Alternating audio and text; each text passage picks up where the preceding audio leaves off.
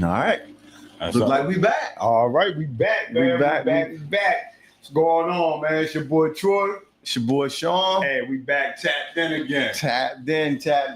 Sir. So if you're tuning in, we talked to some people over this past weekend, that said, hey, man, look, for the first time, I ain't just watched a clip.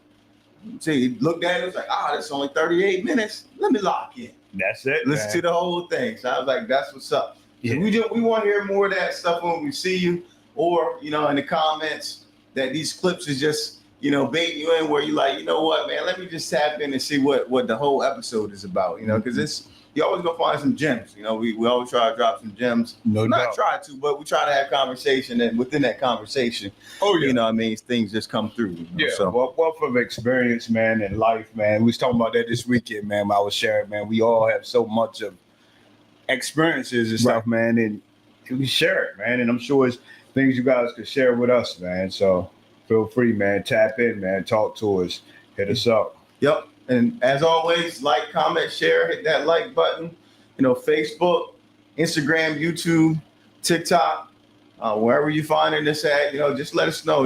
Again, man, put in the comments, just, hey, topics that you want to hear, or just, hey, bro, I love the content. We appreciate, every listener, everybody that's tuning in. So, hey, let's get this thing going, man. No doubt, man. So, hey. Big weekend, man. Yeah, man. Salute, man. Appreciate everybody that came out and made Summertime Suit Up 2025, man, a success, man.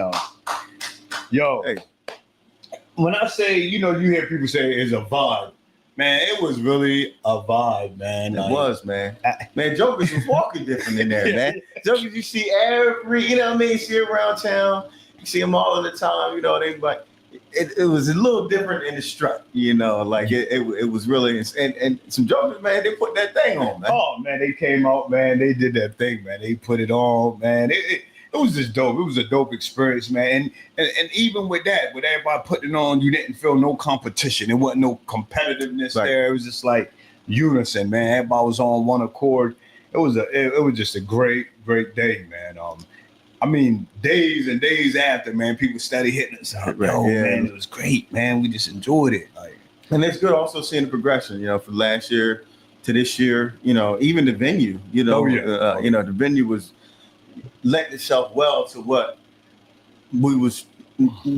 you guys were trying to accomplish and what we was trying to do as a collective, so like that was pretty awesome. And then also, for all of the people, and like I walked by and I could hear some chatter, they wanted like, what's going on? What are they here for? There's so many of them. They all look good. Yeah, for sure. They want to know what was up, man. Mm-hmm. But no, it was just a good vibe all the way around, man. Guys gave out, scholarships to two young men, which it was nice because it was actually one guy was going to college, the other guy was going to trade school. That's right. Support all the youth. That's it. We were talking about that, over the last couple of episodes and how that workforce, it's changing. It was, hey, go to school, get the engineering and computer science. It's like, man, don't even think about doing that stuff no more. You might need to be working with your hands. Working with your hands. Yeah. Hey, you work with your hands, man. You'll never go broke, man. Nah. You'll never go broke. Nah, for sure. Yeah. For sure. But, like the one thing, we talked about that, but you had a couple of speakers that was there, motivational speakers. Phenomenal speakers, man. Y'all definitely take my hats off, man. Dr. Wallace, Dr. Mullen, and his son, man. That was an awesome tandem, man. So yeah, awesome. They dropped some gems, man. Some gems, man. I got a lot out of both of them. Yeah. And they spoke about kind of the same subject, but came at it from two different angles. And for me, the one thing that stood out about the conversation was the importance of therapy. Yeah. Specifically for Black men. Oh, yeah. And how we have in the past been taught, you can't talk about anything. You got to keep it in, and you can't share it. You can't trust nobody. And that leaves us walking around with all of this emotional baggage and luggage that sometimes it could be nothing related to what's really going on inside of you that causes that sets you off. Oh yeah. Right. And it's because you keep suppressing, and you keep suppressing, and you just don't talk about it because we was taught not to talk about that kind of stuff. You got to toughen up and be a man. Yeah, and then a lot of as black men in leadership roles, a lot of times we're looked at as being not invincible, but you always want to have the answers. You always want to, be the example. And then it's sometimes like, okay, I can't let them know that I'm struggling in this area or I'm going through it mentally, because now the people that's following me or the people that's looking up to me won't feel, they feel like I'm not worthy of being, followed. But that's really not the case. But that's how we internalize. We're like, okay, we look at it as a sign of weakness. So therapy is one of them things where you can actually release that, whatever all that tension you have inside, the things that you're unsure of, that you may be ashamed to tell somebody, hey, I'm unsure, because they look at you, in the leadership or think you have it figured out. Lots of times, because I know I can speak from my standpoint. When I first went to therapy, I scared my own self because I've seen it on TV and I went in and sat on the couch. And man, my mouth just started going. I'm like, huh? I mean, I was just, and weeks after weeks, and it started to feel good. I'm like, wow, I can say all this, and nobody was stopping me. Man, you crazy, or did you? It was just, And lots of times, what it did, it allowed me to hear myself speak, and I was getting answers and stuff to some of the things that I was dealing with just by speaking it out loud. Yeah, man. So I encourage everyone, man, because a lot of us grew up in church too, Right. We grew up, and a lot of times we think that's supposed to solve all the problems. Pray about it. Right. Pray about it. Well, we have to trust that God put people here in those roles too, therapy, right, to be able to help direct. Because we got to take care of the total man. Right. That's mind, body, and soul. Right. Yeah. So that's no difference than praying, to get in shape, but you don't want to work out. Right. You still got to do that. Exactly. Right. You still got to do the work. You still got to do the work. And that's a really important piece of it, is because we relied so heavily in the past on the spiritual side, on a spirit being your faith. Like that was supposed to, I hate to say the word magically, because we've all been in services when people, been delivered from things and stuff like that, but it don't always happen that way, and then you start to think, well, what's wrong with me? Because it's not happening like that for me. I'm still going through these things, or I'm still having these issues, or I'm still having these thoughts. And, you start, when you don't talk about it, you begin to isolate yourself. And that's almost the worst thing. Because now you think you're the only one that's dealing with this. And a lot of times with like therapy, and I haven't, you've had it, but I told you, like I asked you about it because I've never been in therapy before. But I can imagine being able to get those things that maybe you're just not sure of, but don't want to necessarily share it. To get it off your chest, or just to hear yourself say it. Exactly. And then for somebody to be like, okay, well, tell me, tell me a little bit more why you feel like you can't say that, or why you feel like you shouldn't feel this way, or why you feel like you shouldn't be going through this. We all human. We all be struggling at some point in time with something.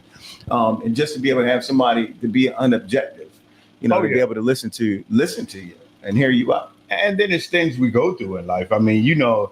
Even with loss of loved ones, I know I had a period of time where we lost 3 or 4 family members back to back, man. And sometimes you can internalize that stuff. It's like you go through day by day, you kind of disconnect from that feeling.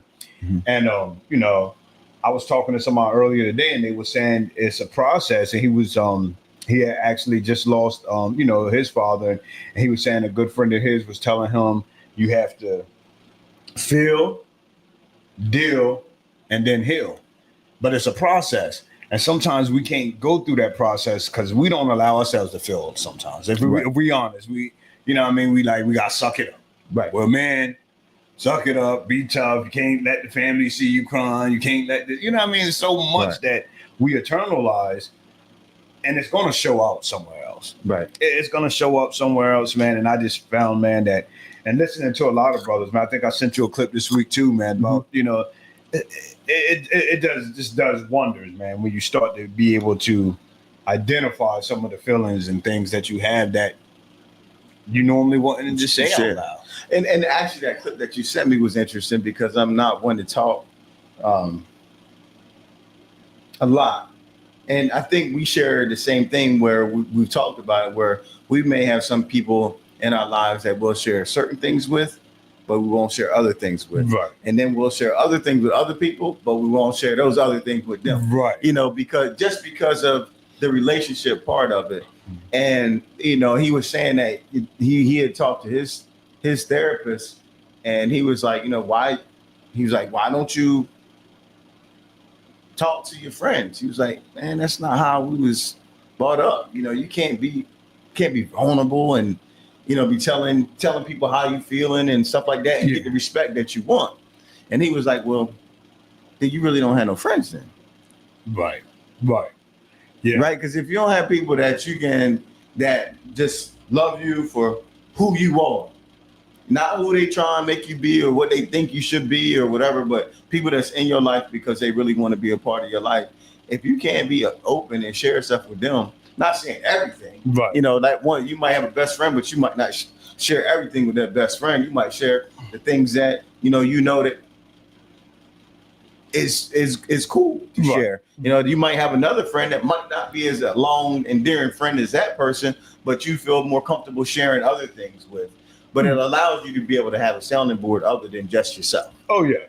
And I've learned to do that over the years, man, to be a lot more transparent, man, because I realized that I vetted my friends to a point where the people around me are the people that I want around me. Right. And I trust them. You know what I mean? So, and I, you know, I'm okay because I'll talk about my own stuff. I'm okay with, you know what I mean? I can identify, you know, areas in my life that, okay, Troy, you need to tighten up here. And I don't mind saying it, like you said, to the right person, because a lot of times what you find out, you're not by yourself. You'll start talking to somebody and they say, oh man, I used, you know, 2 years ago, I was going through this or that and that. And like, wow, if I talked to him sooner, maybe I would have known that it's normal and I could have worked through it a lot easier. So yeah, but it's having the right people to talk to. I mean, and it's funny because everybody gets a different part of you. Right. You know what I mean? Everybody gets a different part of you, man. It's just how it is. I just wish when we compare like church, well, we're not compare, but when you talk about church and you talk about therapy, it would have helped a lot more if the elders in the church was more transparent back then too. Right. Everything was either sin or this, but and they wasn't transparent about, okay, I mess up sometimes. You know, this will happen. You're a man, this is gonna happen. This is gonna happen. Right. We didn't know. Right. Yeah. That's crazy, man. It's, you know what, it's a crazy transition, but it's interesting. Did I tell you about when I went to AFRAM the Saturday? So on Saturday I was at AFRAM all day. Had a set up, for real estate and stuff like that. And when you talk about elders being transparent and being in the church, I saw it was a young man, and actually my daughter saw him, and he was talking to the Hebrew Israelites. Oh, okay. They had a tent over there, and so he was over there, talking, and man, he was there for like an hour. Yeah. And like I've never been led to. It's weird because like on YouTube I've been watching, like theology. I wouldn't say debates, but it was more about the word, And so I went over there just because I wanted to see. I'm like, why is this young man over here? And I could tell he was speaking with passion. And it was like he had recently given his life. I can't say recently, but you could tell he was young in Christ. Okay. And he was more talking about the spirit side. and it was interesting because, you know, the one who speaks the most really does know they know the Bible, verse, scripture, of what they talking about. Like for me, when I read the Bible, I read it to understand who God is, right? Like his character and in the sense of who he is, and how he operates, and just to have a relationship, man, really, when it comes down to it. And so found myself there, you know, kind of in I wouldn't say a debate, you know, because I'm like, oh, look, you know, what is our difference here? You know, and it was interesting because, you know, I left that conversation and I told them, I was like, no, you guys blessed me. I said, because, you know, I couldn't quote the Bible in verse and scripture, but you best be, yeah. And I told them, I said, I appreciate y'all, you know, and then I dipped out because we differ in opinion, you know. And so, you know, I wanted to go get the scriptures. So Saturday night, what was I doing? You were digging for them. Digging for them, and found them. Ironic thing, man. Ironic thing. The young man that was there debating was at the suit up event the next day. Get out of here. No. Sure enough. And he was frustrated because he was like, man, I know I should read the Bible more. I don't know the verses and stuff like that. And so when I seen him there, I had told him, I was like, hey, I got them Bible verses for you. Like I put them in my. You know that will load up his clip. Yeah, man. Yes, sir. I had them already in my phone, man. Loaded because when I was reading, I was like, you know what? Look, I'm gonna put this in my phone just so that if I ever see him again, I have it in my notes and I could share it with him. Wow! But then the next day he was at the student event, so I was like, yo, man, let me get your number so I can send you these verses. So, needless to say, you know, like having, you know, when you talk about elders and stuff, not only knowing the word and understanding the word, but also being realistic about it, you know, and saying, look, you know, you're a young babe and I expect for you to, you know, to follow with your heart, but there's some stuff that you just don't know. You just don't know. And next you're going to fail and you have to pick yourself back up again. Yeah. That's one thing I won't do anyway. I know you said y'all wasn't debating. No, I mean, I'll enlighten. I'll say my piece. I'll say, hey, this is how I interpret it. This is what, you know, I get from it. Right. But if it gets to the point where we gotta pull and tug, nah, because now we're already allowing that division to come in. And and that's what it, you know, and that's when the spirit of grace got to come in. You're like, okay, you know, maybe there were some seeds planted in this conversation that make you want to go read as well. Oh yeah, you know. So you know, it was interesting, man.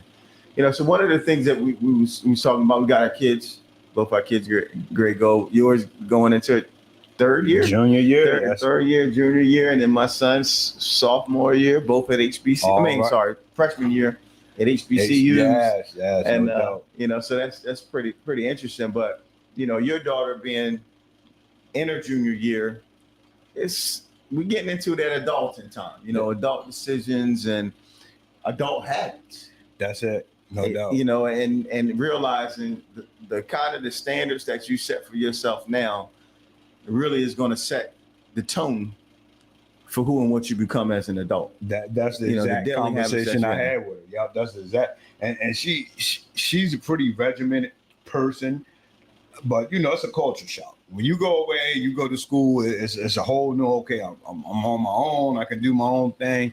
And you know, you allow them that time. And like I said, she's done great finding the balance.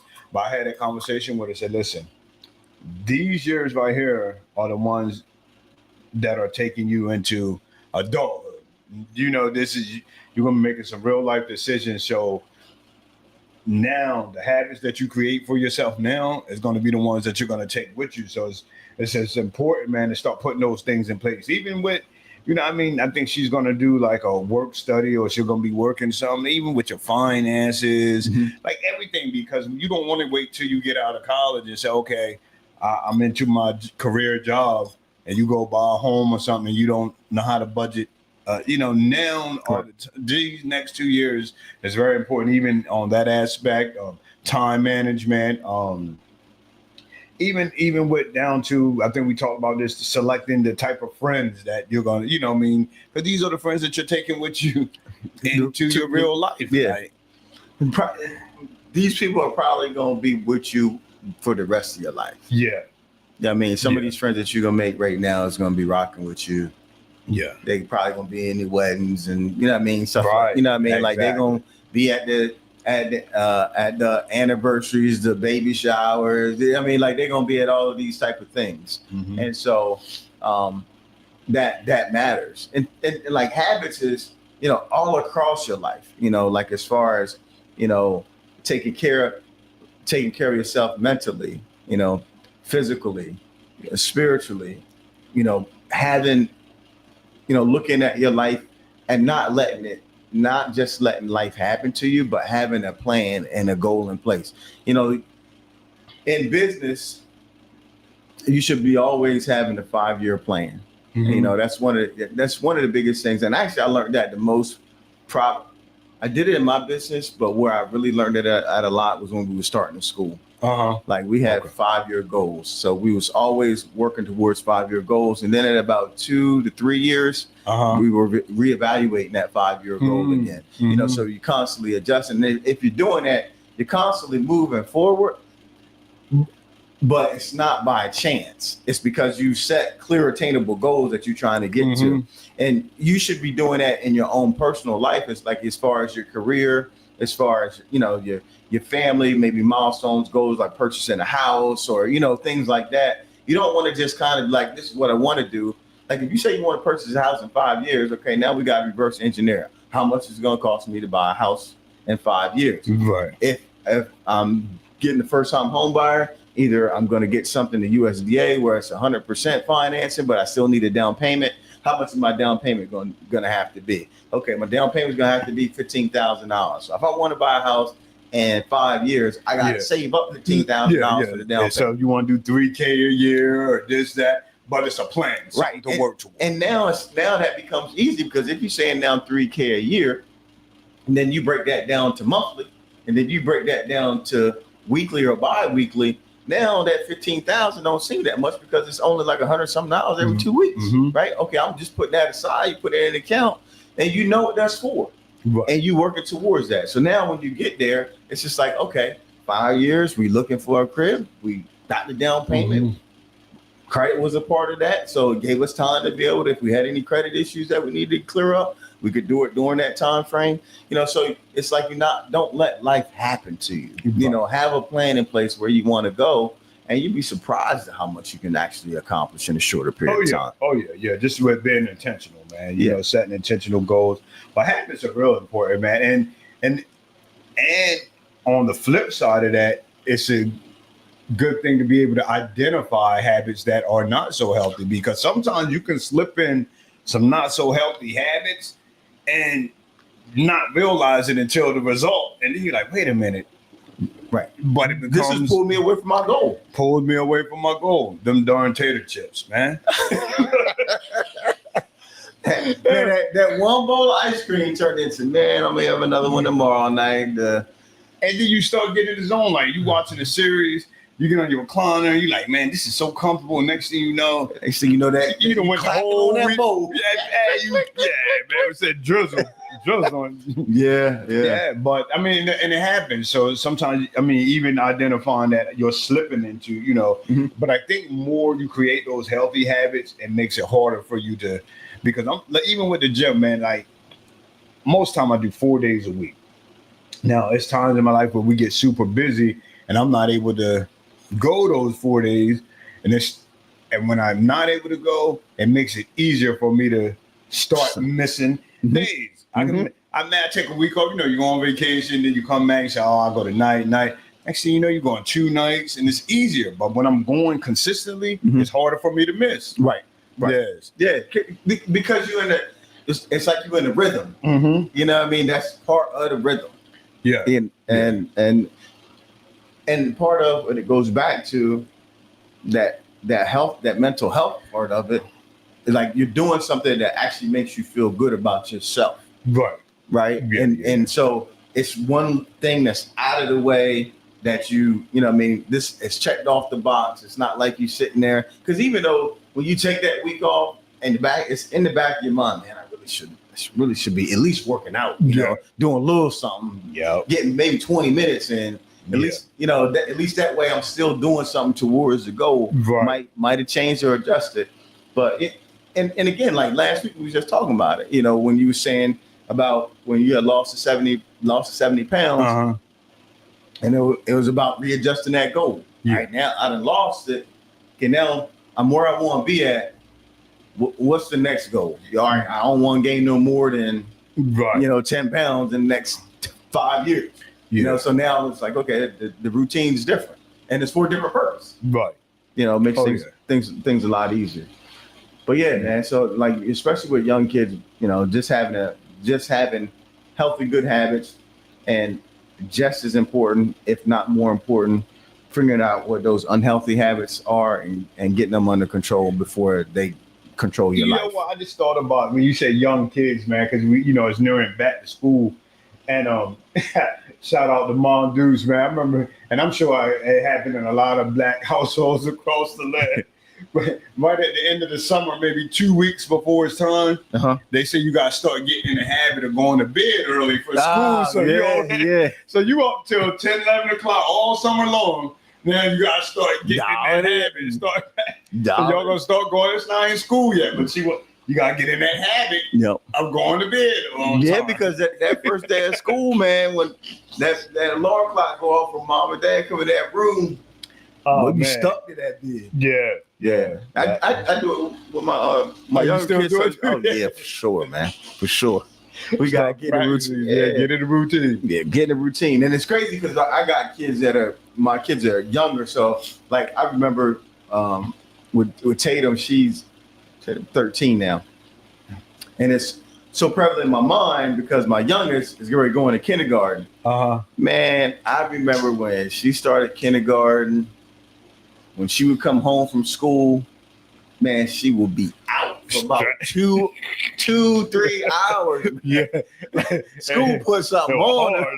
For good. Man, you would have thought she worked out in the field all day, man. Came home, boy, she get on that couch and be gone.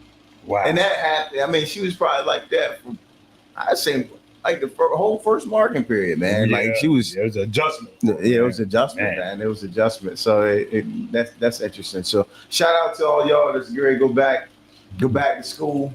Yeah. We salute y'all. Be safe. Make sure you hit the books and you create some great habits. Create great habits, no doubt. Yeah, for sure. So I seen, man. Actually, Delaware. Online had posted that foreclosure filings in Delaware was up, and so it made me think because I follow that a lot, right? That's something that I look at on a monthly basis, and I think maybe the initial filings might be up, and so people might see that and think, oh, it's ready to be this big foreclosure. I don't see that happening. One, because most of those people that even if they are behind in their mortgage have equity in the home, right? So like if they've lost their job or something like that. Well, if they bought their house 2 years ago, they probably have 60, let's just say $50,000 to $80,000 worth of equity. So instead of losing your home, you're better off just go ahead and selling it and getting that money, and then getting into the rental market. What that would do is it would make a tough rental market for most people even tougher, because now you got somewhat more qualified people, because you have people that have own homes and they have cash. They got lump sums of cash that they can go to, because a landlord can understand you fell on hard times, you got behind, couldn't make the payments, they foreclosed, or not foreclosed on a house, but you had to sell a house before they foreclosed on it.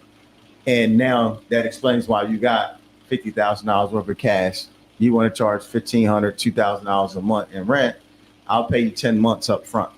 I do have a job now. Here's my pay stubs. I can afford this, but life happened to me.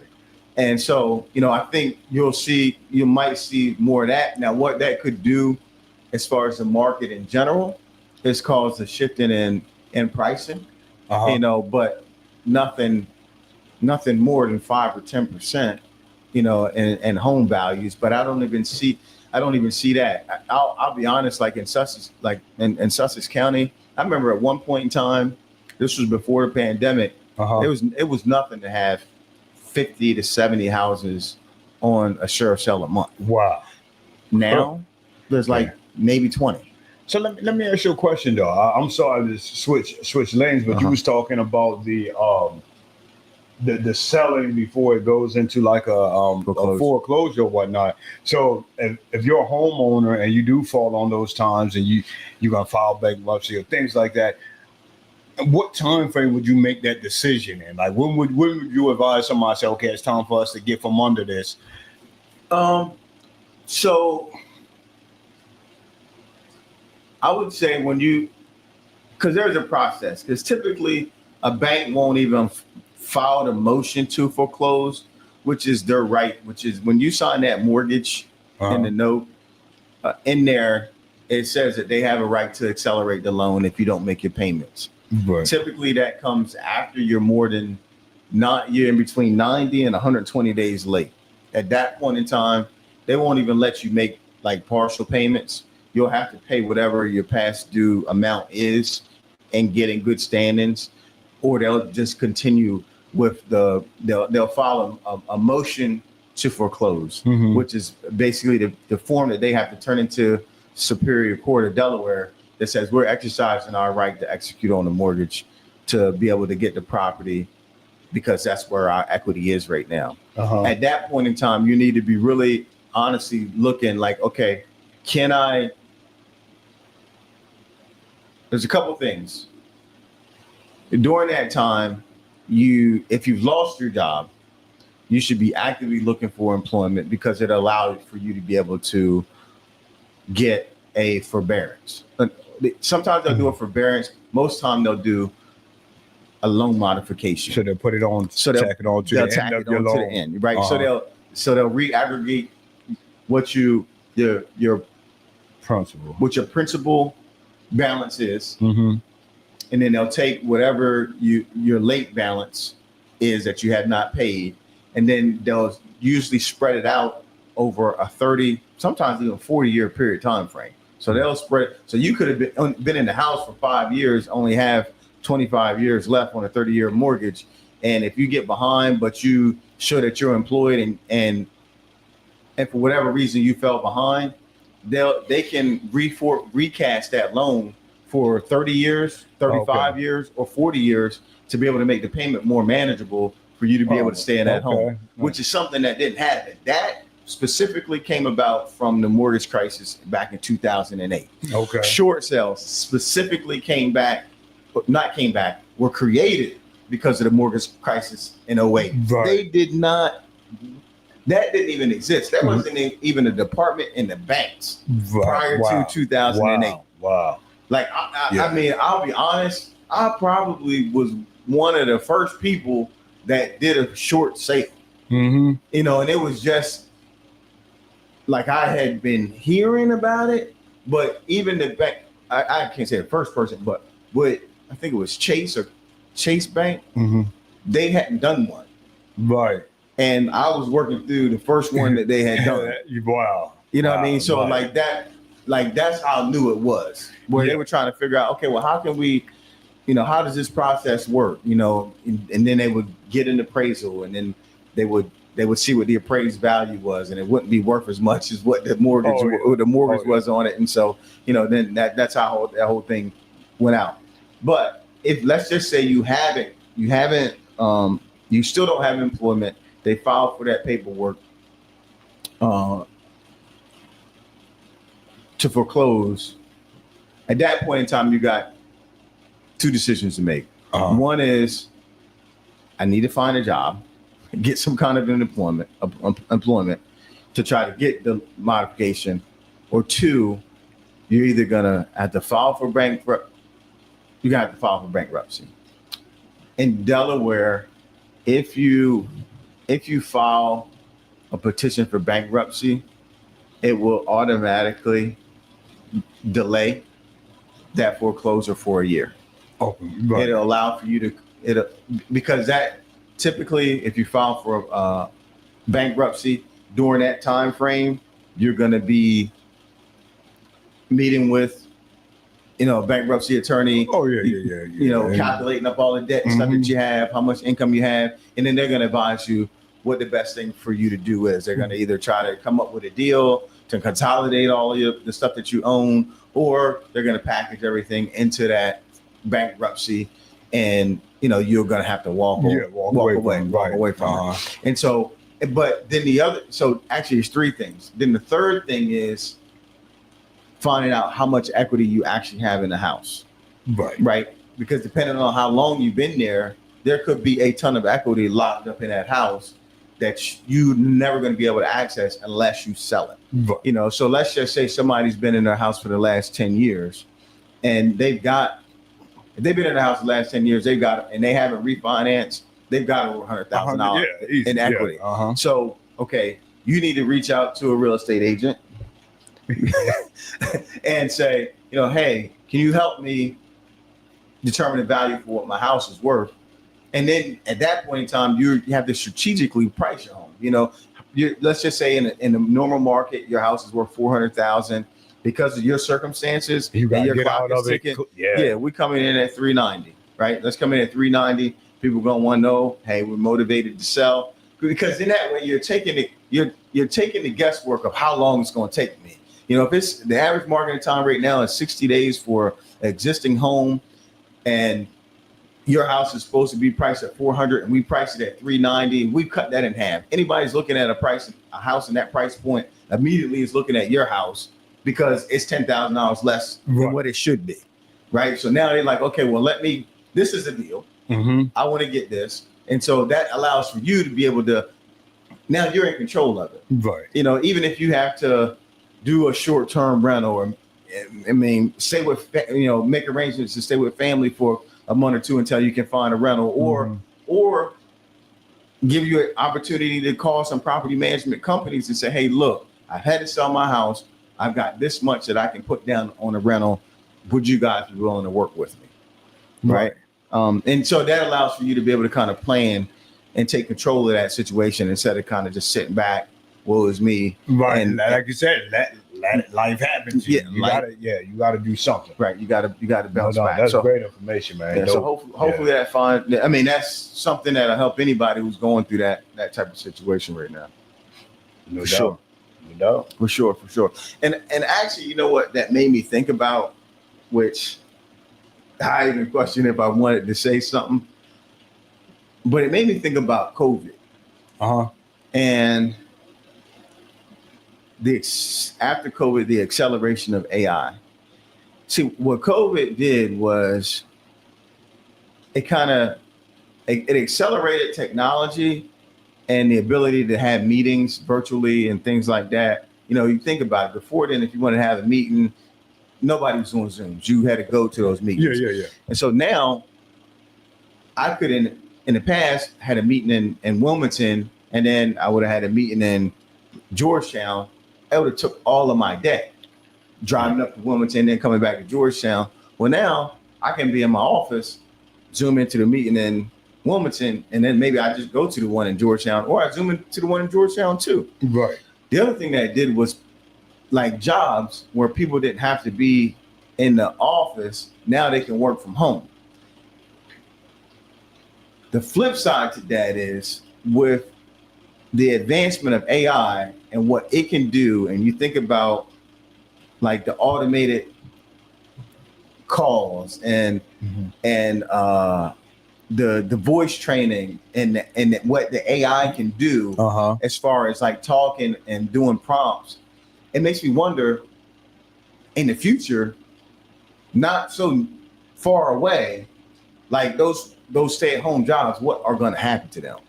Because those are jobs where you could have an artificial AI voice call, do a lot of that stuff. And it's like, okay, well, what happens to those people that are in that workforce? Yeah. Like, to me, looking ahead 2 to 5 years, That's what concerns me. Yeah, even in the bank. I mean, I remember Yeah. years ago I went to my bank and they was, and the sad part is that, I'm not gonna say sad because it's technology is advancement, but at the same time, the teller walked me over to the virtual thing and she had to train the people on how to use the virtual thing. But in hindsight, you're training them for your job. Yeah. Or how to, you know what I mean? Now, you're going to be out of here. So you think about it. You think about when, and I guess I shouldn't be not afraid to talk about it, but like realistically, I always said people would always ask me like, what could happen that could really change the market as far as home values, home prices, and stuff like that. It's something like that where overnight people who are working from home are getting let go because AI can now make those calls, do those tasks and stuff that they're being monitored to do, and they can do it without going to sleep. They do it all night long, just in different time zones all over the world, right? So what happens to that workforce? Yeah. Where it's gonna saturate somewhere else because they all got it's gonna be overflow. It's gonna be an overflow, and it's just like, okay, now it's a retraining of that particular job or skill set. You think about it, even with autonomous cars coming out, Ubers, autonomous taxis.